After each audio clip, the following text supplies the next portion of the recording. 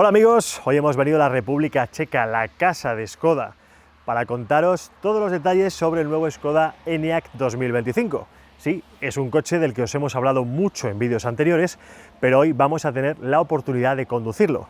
Y con esta oportunidad vamos a aprovechar, lógicamente, a contaros mucho más y a averiguar, sobre todo, si los cambios son suficientes o un simple lavado de cara en esta edición 2025. Vamos a averiguar también, vamos a descubrir cómo va y sobre todo si el nuevo modelo tiene lo que hay que tener para seguir siendo un éxito de ventas en Europa. Empezamos. Estás en Diario Motor con el patrocinio de quecochemecompro.com. El Škoda Enyaq fue lanzado al mercado en 2020 y a pesar de su nombre un poquito enrevesado para pronunciar y recordar, ha sido un auténtico superventas en Europa.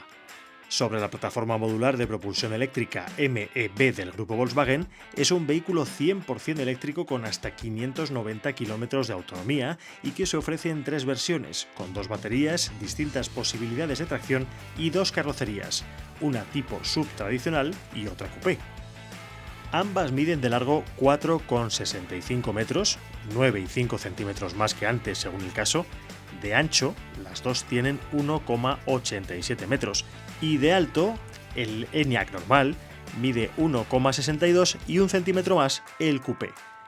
Con todo, la eficiencia aerodinámica de este último, que probamos hoy aquí, es ligeramente mejor, con un coeficiente X de 0,225 frente al 0,245 de su hermano mellizo. Personalmente, a mí me seguía pareciendo el Enyaq un Škoda muy vigente, muy bonito y que quizás no hacía falta renovar, pero sin embargo a la marca checa le ha parecido lo contrario. A lo tonto, han pasado 5 años y eso es mucho tiempo en la industria automóvil, así que tocaba renovarse o morir. Y además, Škoda estaba muy interesada en imprimir su nueva filosofía de diseño en este modelo, cuyos detalles te vamos a explicar ahora mismo.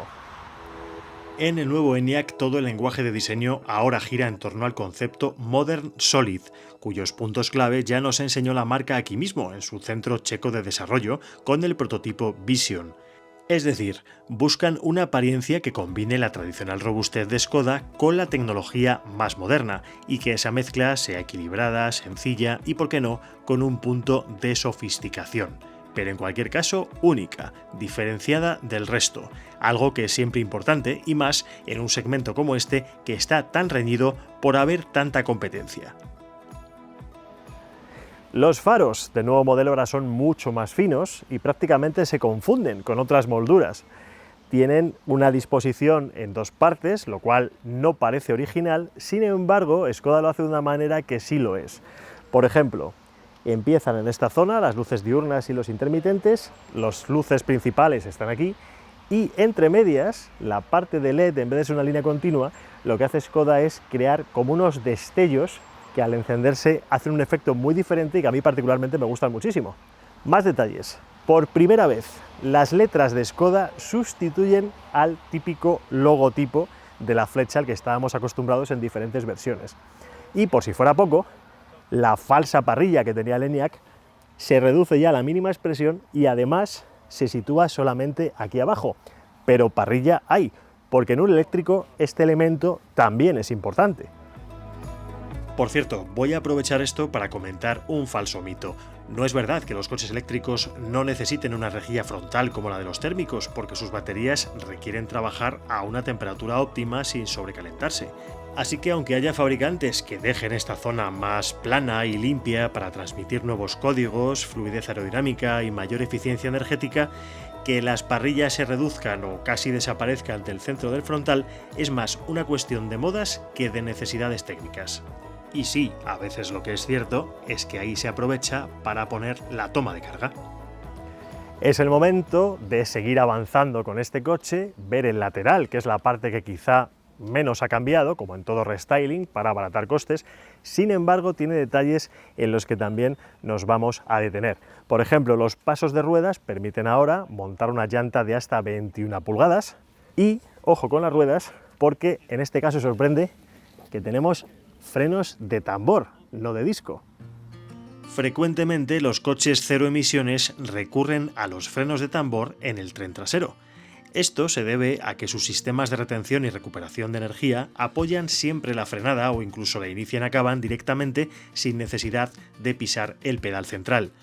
Por eso a veces hay modelos en los que no hace falta contar detrás con elementos de frenada más capaces, fiables y efectivos, como son los discos y las pastillas de freno, que por ejemplo sí se siguen montando en todos los vehículos en el eje delantero, donde va toda la inercia de cada frenada. Permitidme que nos detengamos unos instantes en la parte trasera de este vehículo, porque en el Škoda Enyaq normal, con formas de todoterreno, ya tiene un perfil muy agresivo, bastante deportivo. Pero es que este coche en su carrocería coupé es aún más redondeado, es aún más deportivo y además tiene elementos como esta caída del techo que repercuten en una cosa muy importante en este modelo, más siendo eléctrico, la aerodinámica. El flujo del aire no solamente se ha estudiado mejor en esta segunda versión del Enyaq, en el frontal y en lo que es en el desplazamiento por toda la carrocería, sino que esta parte también repercute de forma aún más favorable en la resistencia al avance, y por eso los nuevos Enyaq tienen más kilómetros de autonomía y especialmente el coupé. La variante Sportline del nuevo Enyaq, que es la que veis aquí, realza su estética deportiva con numerosos detalles en negro, incluidas las letras de la marca, lunas tintadas, molduras y alerones algo más prominentes, tanto delante como detrás, y con otros detalles identificativos en el habitáculo. Finalmente, en la zaga encontramos formas muy similares a la primera generación del Enyaq, pero con detalles sutiles que, para los avispados, sí son diferentes. Las ópticas traseras han cambiado un poquito, se han afinado un poco más y, sobre todo, las letras del fabricante tienen una presencia especial, son un poquito más grandes, marca, modelo, nunca logotipo, el logotipo sigue sin estar aquí, y en la versión Sportline, que en este caso nos ocupa, pues también aparece en este lado. El nuevo Enyaq cuenta con nuevas ópticas y sí unas letras con el nombre de la marca que ya no es que resten protagonismo al logo original de la tradicional flecha de Škoda, sino que lo relegan a los tapabujes de las ruedas y alguna aparición minúscula y puntual en las pantallas interiores. Es el momento de seguir viendo todos los detalles que nos esperan en este nuevo Škoda Enyaq, esta vez en el interior. Venid conmigo. A bordo es como volver a casa y además con gusto, porque el interior de este Enyaq sigue siendo calcado al de la primera generación y eso es bueno, porque ya entonces nos dio muy buena impresión. Es de mucha calidad, está muy bien diseñado, es ergonómico, la impresión general sigue siendo estupenda y eso ya gana muchos puntos y desde luego pues es un sitio en el que apetece estar y conducir. Confirmado. Una de las novedades interiores es que aquí también desaparece el logo de siempre y en su lugar están las letras corporativas. Pero claro, esto le resta personalidad y hace que se parezca demasiado a algunas marcas chinas. Esas mismas marcas que en su momento parece que se inspiraron en firmas como Škoda a la hora de diseñar sus productos y hasta de crear sus nombres, por número de sílabas, forma en la que suenan al pronunciarlas. Por lo demás, el volante multifunción es agradable al tacto y sus botones son físicos y están bien distribuidos. Todas las acciones que se controlan desde aquí van teniendo su reflejo en la pantalla posterior de 5 pulgadas, en el Head-Up Display si lo lleva, que es opcional, y en la gran pantalla central táctil de 13 pulgadas que acapara todo el protagonismo y que ahora funciona francamente bien. Con esta fluidez de líneas todo se apuesta a dos pantallas, la pequeña y la grande. Es verdad que la pequeña, pese a estar muy bien integrada, dispone de toda la información necesaria del coche, pero resulta, para mi gusto, un poco abigarrada. De hecho, siempre es recomendable pedir esta versión con el Head-Up Display, que se proyecta con realidad aumentada en el parabrisas y completa de alguna manera la percepción global de toda la información que necesitas y además es un poquito más seguro porque no apartas tanto la vista de la carretera. El otro gran protagonista, el otro gran elemento protagonista de este interior es la gran pantalla central para el infoentretenimiento.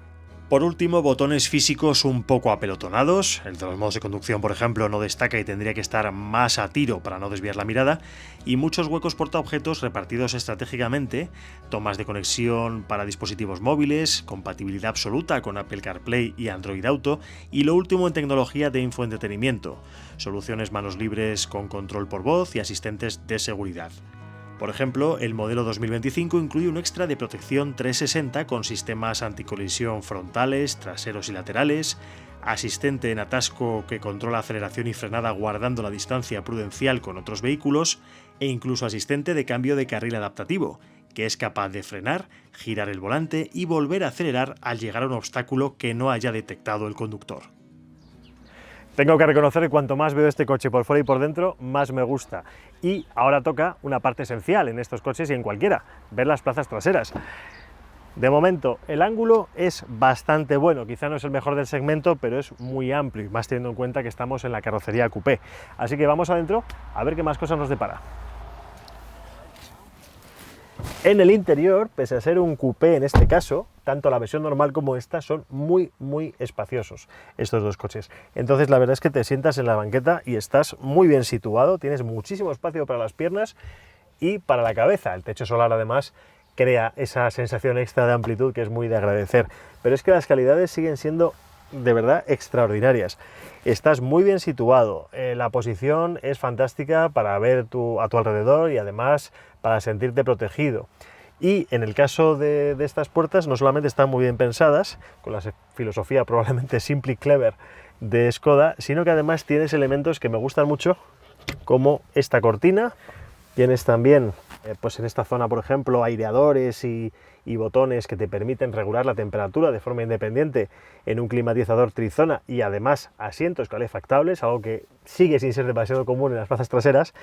Y quizás lo que sí noto es que pese a todo este espacio, no es coherente que debajo de los asientos no tengas la misma amplitud para meter los pies.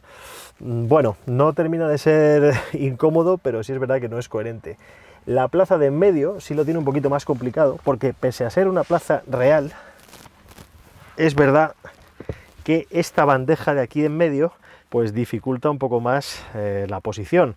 Por otra parte, como el suelo es muy plano, debido al diseño de esta plataforma, pues se compensa y los laterales tienen mucho espacio, con lo cual 3 adultos sí podrían ir con mucha comodidad, si bien es cierto que esta plaza central es un poco más dura y pese a ser una plaza real, se nota un poquito menos cómoda que el resto.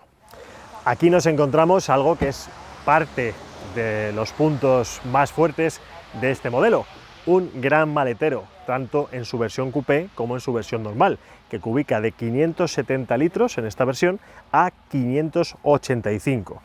Vemos que la boca de carga es un poquito elevada, sin embargo, tiene un suelo muy enrasado y práctico, pero este fondo también esconde otras muchas novedades, por ejemplo, una capacidad mayor y huecos, portaobjetos de diferentes tipos y todo lo necesario para llevar los cables de carga o diferentes enseres. Además, se ajusta bastante rápido y tiene a los laterales y enfrente una cosa bastante importante que son las mallas para asegurar los objetos delicados y un botón con el que poder abatir los asientos de forma rápida y con un solo gesto. Y por caber, cabría hasta esta supercafetera que ha montado Škoda en una unidad de pruebas, o cualquier otro dispositivo eléctrico que instalaras ahí o que tuvieras en casa. Porque otra de las novedades que trae el Enyaq 2025 es la carga bidireccional, o en otras palabras, la posibilidad de que su batería pueda dar energía a otros dispositivos, no solo a su motor.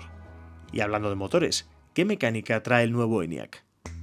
El Enyaq tiene 3 opciones de configuración con los apellidos 60, 85 y 85X. Partimos en el 60 de una potencia de 150 kilovatios, equivalentes a 201 caballos, según el protocolo WLTP, una autonomía homologada de hasta 442 kilómetros y propulsión trasera. Después saltaríamos al Enyaq 85, que es el que estamos probando hoy, con una potencia de 210 kilovatios o unos 281 caballos, hasta 589 kilómetros de autonomía y también propulsión trasera. Por último, el Enyaq 85X con un segundo motor eléctrico, los mismos 281 caballos totales y hasta 550 kilómetros de alcance y tracción total.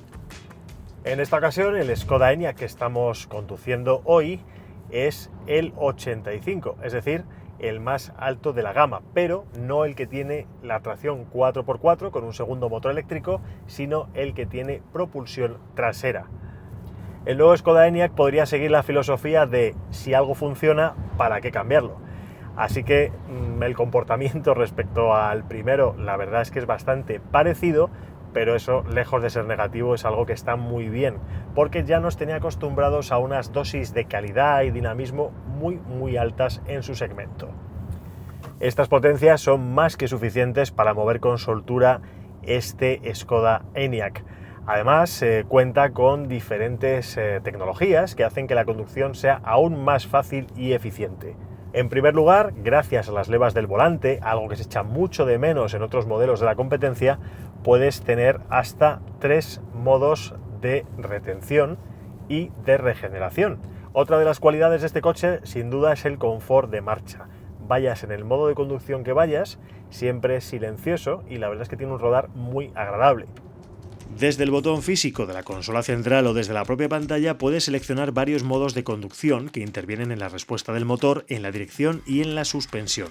Además, en las versiones de tracción total, con ese segundo motor eléctrico, se añade un modo más off-road para primar la tracción total fuera del asfalto o en días en los que nos encontremos con firmes muy deslizantes. Tanto altas como bajas velocidades, el aplomo y el buen rodar de este Skoda sigue siendo sorprendente, pese a ser un viejo nuevo conocido. Y por cierto, no tiene que preocuparte que sea tracción trasera, porque con las ayudas electrónicas que existen hoy día, esto no es un problema nunca para la seguridad. Antiguamente sí pasaba, que podía ser en días como hoy, así un poquito lluviosos y con firme deslizante, había que ir con cierto cuidado, pero en este caso, hoy día, de verdad que no supone un problema en ningún aspecto. Aunque un eléctrico puro parece más concebido para ciudad, lo cierto es que con ese tamaño y estas prestaciones, esta autonomía, este Skoda, por su espacio interior incluso, está muy pensado para viajar.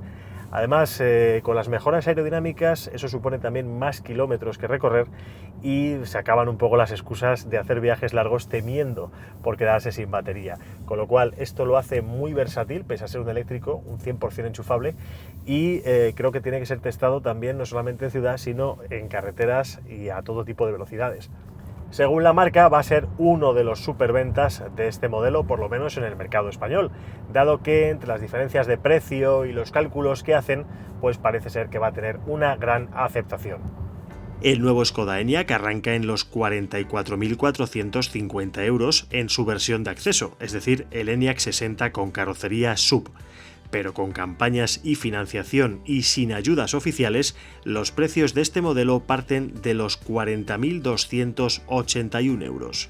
En estas condiciones, el precio de nuestra unidad de pruebas, el Enyaq 85 con carrocería coupé y acabado Sportline, sube unos 6.000 euros más y seguiría siendo el más alto de la gama. Concretamente, arrancaría en los 48.451 euros. Dentro de los muchos rivales que tienen este segmento, muchos de ellos están en casa, o lo que es lo mismo, dentro del grupo Volkswagen. Los ID4 e ID5, más prácticos y en cierto modo aburridos que pasionales, los Audi Q4 y Q4 Sport, mucho más caros, el Cupra Tavascan, en el que sí que prima más la pasión y la deportividad antes incluso de subirte al volante, y fuera de la familia, los prácticos Ford Explorer y Ford Capri, sin ir más lejos. Pues no, el nuevo Skoda Enyaq no ha cambiado tanto respecto a la primera generación, pero eso no es malo, porque el punto de partida era realmente bueno. Sin embargo, este nuevo coche es interesante porque es más bonito, más tecnológico, viene más equipado y además tiene bastantes elementos interesantes que hemos resuelto en este vídeo. Pero la última cuestión es si a vosotros, por estos precios respecto a la competencia, os encajarían. Dejadlo en nuestros comentarios y nos vemos en el próximo vídeo.